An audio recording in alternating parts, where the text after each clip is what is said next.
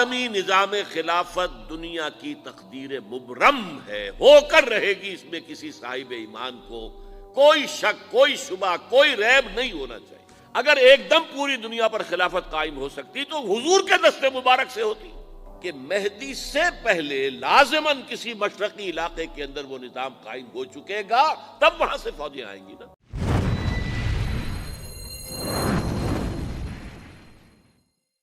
علیکم ورحمۃ اللہ وبرکاتہ۔ میں آپ کا بھائی واجد علی امتی۔ آج جو میرے دوستو ویڈیو کی ٹاپک ہے وہ دنیا میں دوبارہ خلافت کیسے قائم ہوگا اور اس کا شروعات کدھر سے ہوگا، اس کے بارے میں اللہ کے نبی نے میرے دوستو حدیث ارشاد فرمائی ہے، اور جو میرے سیٹ پر آپ ویڈیو دیکھ رہے ہو ڈاکٹر نثار احمد صاحب کا بیان ہے، تو انشاءاللہ اس کو سن کر ہم کو پتہ لگ جائے گا اور کون سے شہر سے لوگ اٹھیں گے اور میرے دوستو اس خلافت کو قائم کریں گے ساری دنیا میں۔ عالمی خلافت ہوگا میرے دوستو، ویڈیو دیکھ کر ہم کو پتہ لگ جائے گا۔ بیچاری کئی روز سے دم توڑ رہی ہے، ڈر ہے خبر بد نہ میرے منہ سے نکل جائے۔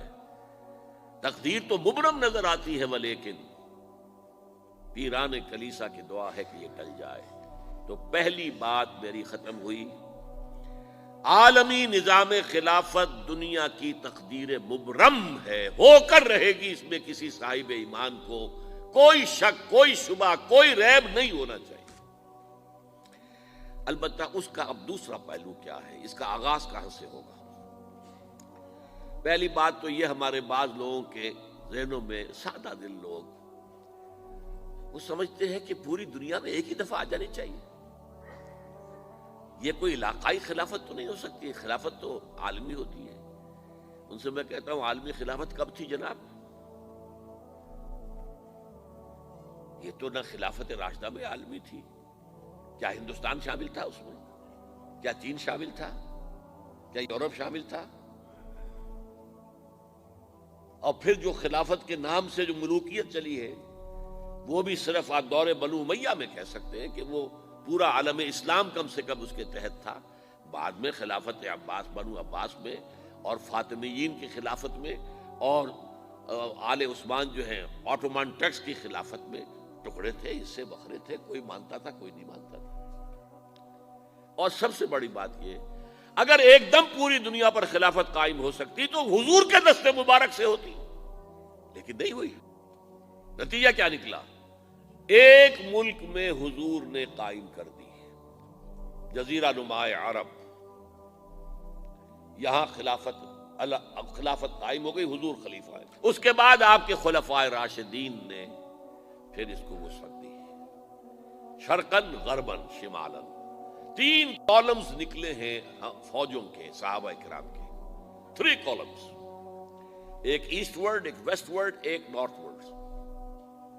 ایک عراق کو فتح کرتے ہوئے ایران میں پہنچ گیا، خراسان تک چلا گیا، ایک شام کو فتح کرتے ہوئے اور پھر سینائی پیننسولا سے ہو کر افریقہ میں داخل ہوا اور اٹلانٹک تک پہنچ گیا، تیسرا سیدھا شمال میں گیا، لیکن یہ زیادہ دور نہیں جا سکتا تھا، کوکیشین ماؤنٹینز آ گئے، کوہ قاف، اس زمانے میں تو یہ یوں سمجھیے کہ امپیسیبل تھا نا، کوہ قاف، لہذا وہاں آ کر رک گیا بابا۔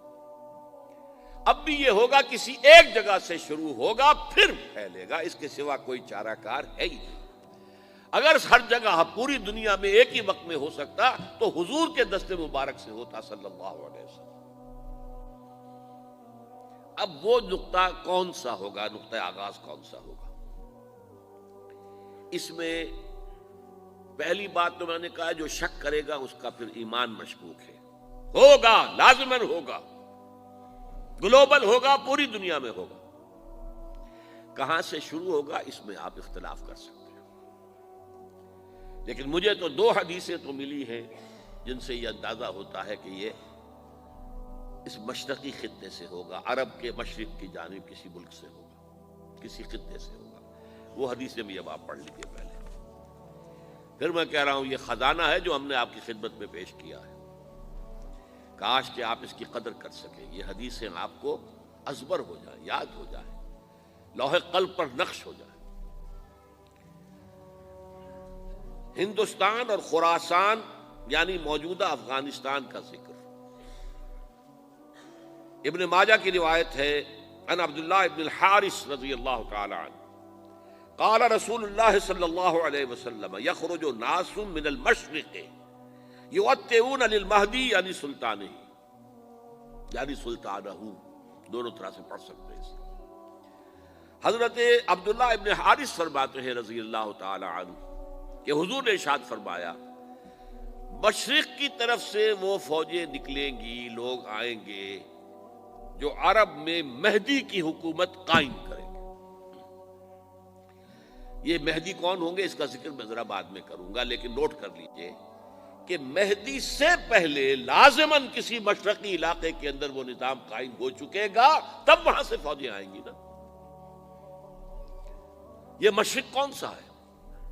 عرب کے مشرق میں آپ چلیے ایران بھی آ جائے گا، افغانستان بھی ہے، پاکستان بھی ہے، اور اگر اسے اور توسیع دیں تو ہندوستان بھی ہے۔ یہ ہے عرب کا مشرق، اس سے فوجیں جائیں گی۔ اس کا کیا مطلب ہے کہ اس میں سے کسی جگہ پر نظام خلافت پہلے قائم ہو جائے گا تاکہ وہاں سے فوجیں جائیں گی جو جزیرہ نما عرب میں حضرت مہدی کی حکومت کو قائم کریں گی۔ اب دوسری حدیث سنیے، یہ سنن ابن ماجہ کی حدیث تھی جو میں نے آپ کو سنائی، آپ نے پڑھی۔ دوسری عن ابی ہریرہ رضی اللہ تعالی عنہ،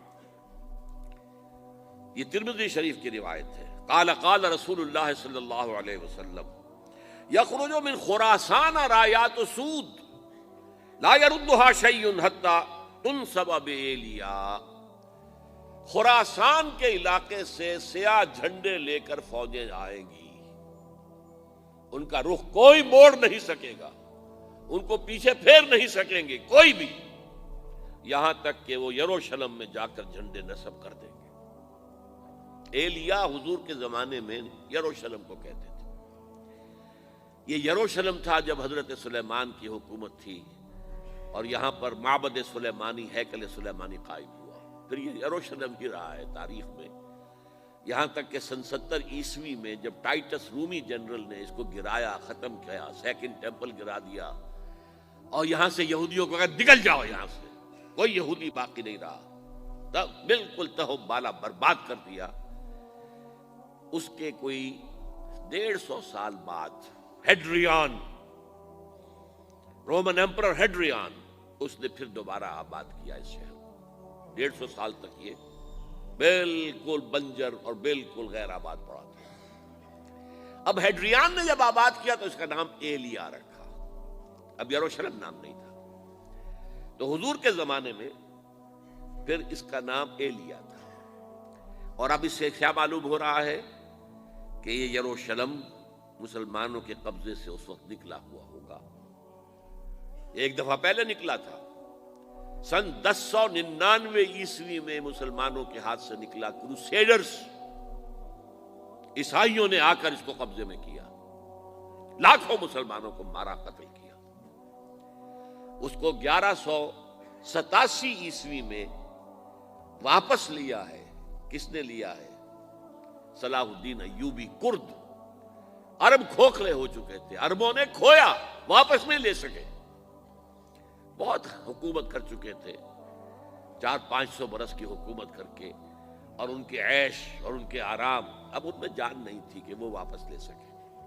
واپس لینے والا گرم کرد خون تھا، صلاح الدین ایوبی۔ تو گویا کہ اب آپ سمجھئے کہ 88 برس تک عیسائیوں کا قبضہ رہا یروشلم پر۔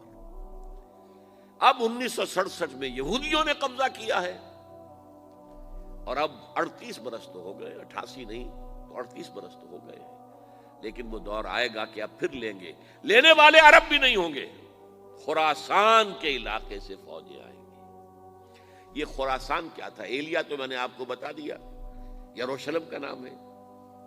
خراسان اس زمانے میں ایک بہت بڑے ملک کو کہتے تھے، کچھ حصہ پاکستان کا بھی اس میں شامل ہے، کچھ حصہ ایران کا بھی ہے۔ ایران کے اس حصے کو اب بھی خراسان کہتے ہیں، وہ ایک صوبہ ہے، خراسان ایک صوبہ ہے ایران کا چھوٹا سا۔